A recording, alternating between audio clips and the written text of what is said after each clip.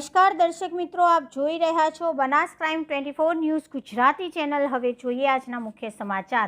ડીસા અખિલ ભારતીય વિદ્યાર્થી પરિષદની ઉચ્ચ રજૂઆતના પગલે સેન્ટ ઝેવિયર સ્કૂલના શાળા સંચાલકોએ લેખિતમાં બાહેધરી આપવામાં આવી। ડીસા સેન્ટ ઝેવિયર સ્કૂલ ખાતે વિદ્યાર્થીઓના વિવિધ પ્રશ્નોને લઈને અખિલ ભારતીય વિદ્યાર્થી પરિષદના હોદ્દેદાર અને કાર્યકર્તાઓએ આવેદનપત્ર આપી હોબાળો મચાવ્યો હતો, જેને લઈને શાળા સંચાલકોમાં પણ દોડધામ મચી જવા પામી હતી।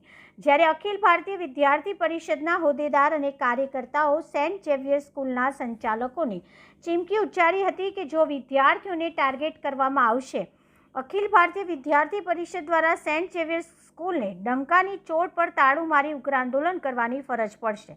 ત્યારે આજરોજ ડીસા સેન્ટ ઝેવિયર સ્કૂલના સંચાલકોએ અખિલ ભારતીય વિદ્યાર્થી પરિષદના હોદ્દેદારો અને કાર્યકર્તાઓ લેખિતમાં બાહેધરી આપવામાં આવી હતી, જેમાં અખિલ ભારતીય વિદ્યાર્થી પરિષદ દ્વારા જે આવેદનપત્ર આપી રજૂઆત કરવામાં આવી હતી, જેને ધ્યાનમાં લઈને તમામ વિષયનું નિરાકરણ લાવવામાં આવ્યું છે અને ભવિષ્યમાં પણ આવો કોઈ વિષય આવશે તો સંપૂર્ણ જવાબદારી શાળાના પ્રશાસનની રહેશે તેવી બાહેધરી આપતા અખિલ ભારતીય વિદ્યાર્થી પરિષદની તમામ માંગણીઓ સ્વીકારી હોવાથી મોટી જીત થઈ હોવાની જણાવી અખિલ ભારતીય વિદ્યાર્થી પરિષદ દ્વારા સેન્ટ ઝેવિયર સ્કૂલના સંચાલકોનો પણ આભાર વ્યક્ત કર્યો હતો। જ્યારે જ્યાં વિદ્યાર્થીઓનો પ્રશ્ન હશે ત્યાં અખિલ વિદ્યાર્થી પરિષદ આવી જશે।